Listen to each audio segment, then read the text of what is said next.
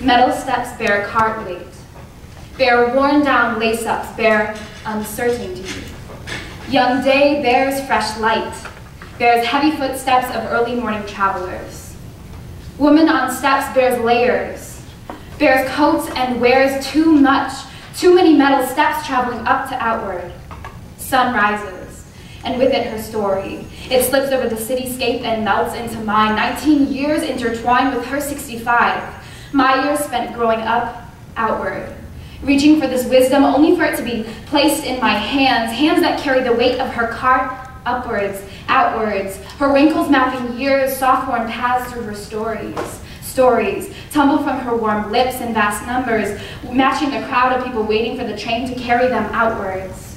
Her voice rings into the clouds, filling the vast city, filling my hands, they feel so full. Hands tremble, not with the weight of her cart, too gentle for that. They are full, but they feel too light, have no weight, weightless. Less weight than they should, put them behind my back, lest it was love, but light seeks them out, so where do I put them? Finally, I recognize the tremble. Heart slips to the floor, hands still shake. Where can I put them?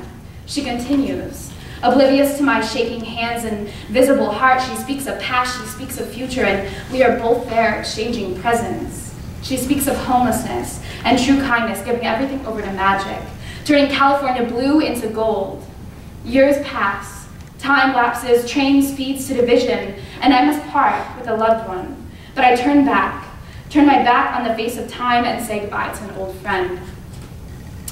So hi, my name is Shea, Love, as I was introduced, and I'm here to talk about Chicago. And I'm so happy that Kevin said, what did he say, study away, because a lot of people ask you, oh, how was your study abroad? And I say, no, actually I was in Chicago.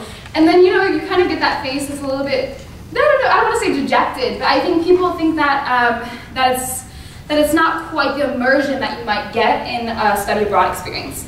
And so I'm here to talk about perspective, and it's so great also that that Kevin talked about that the parable of the 6 blind men and the elephant, because each one of them had such a different perspective. And while I've been here in Chicago in fall, I realized that within one single space you can find so many rich perspectives. And so that's what I'm going to talk about today.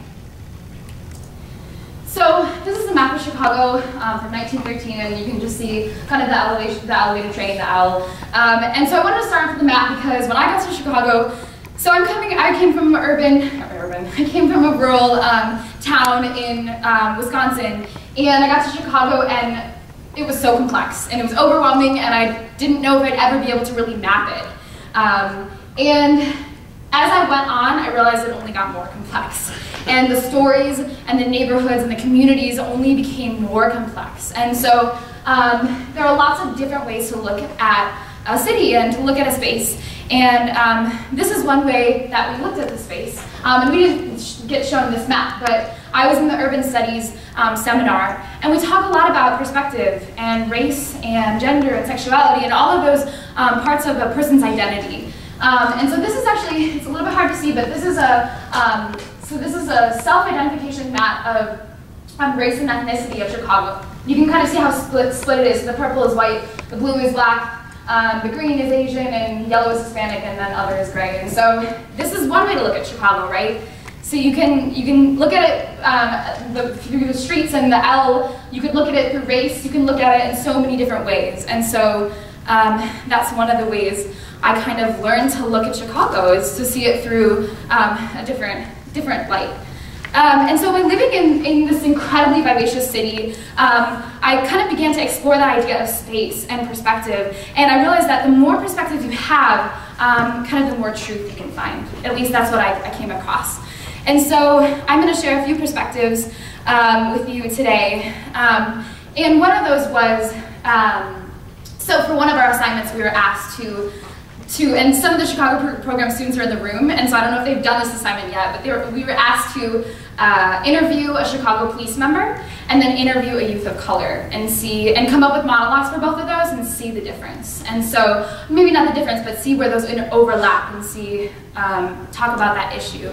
And so I had two very different interviews, and I had such a hard time finding a police interview. And I would get so nervous in the street because I'd see a Chicago police man or woman, and I'd be like, okay, I need to ask them, I need to get this interview, you know, but I get so nervous. And that interview was incredible to me because the man that I interviewed was from my neighborhood, which is Hyde Park, and he talked a lot about,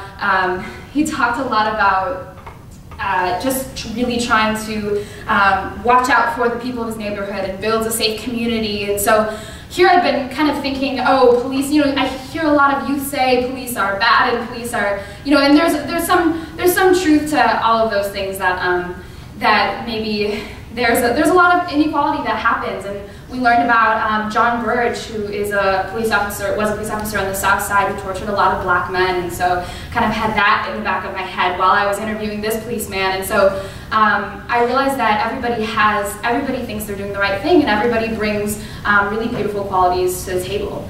And then I interviewed one of my friends, and he was a youth of color. He is a youth of color in the city, and he talked about you know, kind of the great injustice that was done to him by police officers because of his color, the color of his skin. And so you hear both of those perspectives, and you have to put them next to each other and think about all the other perspectives that exist in the city. And so that was one of the biggest things that I learned. Another perspective that I got was from Young Chicago Authors. I worked at Young Chicago Authors, and they're a spoken word group, an organization in the city, and so that's another way you can map the city. You can map the city by hearing stories, and that's, I think, the biggest thing that I learned, is that there are so many stories that you can hear, and if you take time to listen, you'll find them and you'll hear them. And so, so I also did my independent study project focused on homelessness and panhandling, specifically in the Loop. And that was really hard. It was a really hard journey for me. And so I actually ended up creating a zine, and I'm actually going to pass out the zines so that people can just leaf through them. I made some for this presentation, so if you just want to pass them around and take one and maybe share it with other people. And I know this presentation is so short that it might be nice to have kind of a visual and see that and kind of some of the perspectives that I came across. And so where does that leave me, I guess? Like after the program, I can't talk about all my experiences, and I've only like just hit surface level, right? So for me, I realized that I need to go deeper, and that it needs to be an experiential process, and that's what the program presented for me. That you can, if you're really looking for these stories, and you really try to delve into the community and experience what all of the people have to offer, I think that's going to be the most rich experience that you can have. And so I believe I might be at 8 minutes right now. Great. Okay. So that's just a picture of Chicago. I've come back a few times.